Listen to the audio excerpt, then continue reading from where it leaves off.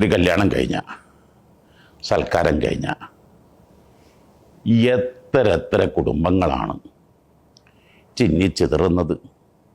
പ്രത്യേകിച്ച് നമ്മുടെയൊക്കെ നാടുകളിൽ പ്രസവാനന്തര ചടങ്ങുകളിൽ അതുവരെയും ഒരു മാലയിൽ കോർത്ത മുത്തുമണികളെപ്പോലെ വളരെ സ്നേഹത്തിലും സന്തോഷത്തിലും കഴിഞ്ഞ കുടുംബങ്ങൾ ചെറിയ ചെറിയ നിസ്സാര പ്രശ്നങ്ങളുടെ പേരിൽ മഷ്ടിക്കും മഗ്രിബും മഞ്ഞും ചൂടും പോലെ പരസ്പരമങ്ങ് ലയിക്കാനും മടുക്കാനും പറ്റാത്ത രൂപത്തിലായിത്തീരുന്നത് പലപ്പോഴും ചെറിയ ചെറിയ നിസ്സാര വിഷയങ്ങൾ, മാമൂലുകൾ. ജ്യേഷ്ഠത്തിയെ കെട്ടിച്ചപ്പോൾ അതുകൊണ്ടുവന്നിരുന്നു, ഇതുകൊണ്ടിരുന്നു. അവൻ്റെ വീട്ടിൽ നിന്ന് അങ്ങനെ ചെയ്തിരുന്നു, ഇങ്ങനെ ചെയ്തിരുന്നു. ഇതൊന്നും ചെയ്തില്ല. മാമൂലുകൾ ശരിക്കും ശ്രദ്ധിക്കപ്പെടേണ്ടതാണ്. എന്നാൽ ഒരു വിഭാഗം അത് കൊടും തെറ്റാണ്, മഹാപാപമാണ് എന്ന് പറഞ്ഞ് ശക്തമായി എതിർക്കുന്നവർ. രണ്ടും ശരിയല്ല. മാമൂലുകളൊക്കെ അവകാശമല്ല, അതൊക്കെ ഔദാര്യങ്ങളാണ്. സാഹചര്യങ്ങൾക്കനുസരിച്ച് എൻ്റെ മൂത്ത മകളെ കല്യാണം കഴിഞ്ഞപ്പോൾ എനിക്കൊന്നും നൽകാൻ പറ്റാത്ത അവസ്ഥയായിരുന്നു. ഞാൻ ഒന്നും ചെയ്തില്ല.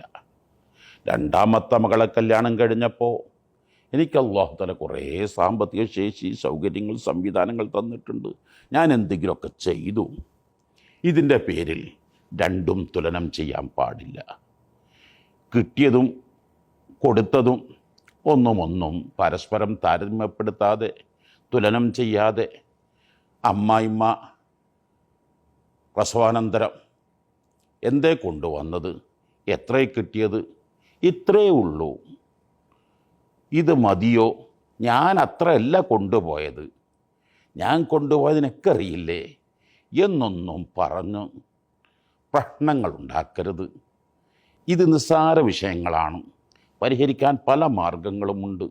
കുടുംബമെന്നത് പവിത്രവും പരിശുദ്ധവും കണ്ണിലെ കൃഷ്ണമണി പോലെ ഒരു കരട് പോലും അടുത്തെത്താൻ പോലും പാടില്ലെന്ന ഒന്നാമതും രണ്ടാമതും മൂന്നാമതും കുടുംബ ബന്ധത്തിനാണ് പ്രാധാന്യം കൊടുക്കേണ്ടത്. അത് തകർന്നു പോയാൽ അത് ട്രാൻസ്ഫോമറാണ്, പവർ സ്റ്റേഷനാണ്, മറ്റെല്ലാം അവിടെ ഓഫായി. ട്രാൻസ്ഫോമറിന് പവർ സ്റ്റേഷന് ആ ബന്ധം വിച്ഛേദിക്കപ്പെട്ടാൽ ഫാനും ലൈറ്റും ട്യൂബും എ സിയും ഗ്രൈൻഡറും ഇലക്ട്രിക് ഉപകരണങ്ങളൊന്നും വർക്ക് ചെയ്യില്ല. എന്ന പോലെ കുടുംബ ബന്ധം തകർന്നു പോയാൽ 1000 നഷ്ടങ്ങൾ, പ്രത്യാഘാതങ്ങൾ. പ്രത്യേകിച്ച് ഫാമിലി കോർട്ടുകളൊക്കെ സജീവമായി സമയത്ത് മാമൂലുകളുടെ പേരിൽ ഒരിക്കലും പ്രശ്നങ്ങൾ ഉണ്ടാക്കരുത്. കഴിയുന്നവർ കഴിയുന്ന സമയത്ത് കഴിയുന്ന പോലെ ചെയ്യട്ടെ, ചെയ്യാതിരിക്കട്ടെ. അതെല്ലാം അവരും അള്ളാഹുമായി കൊള്ളട്ടെ എന്ന് കരുതി എല്ലാം സഹിച്ചും ക്ഷമിച്ചും ഒത്തൊരുമിച്ചും കഴിയുക.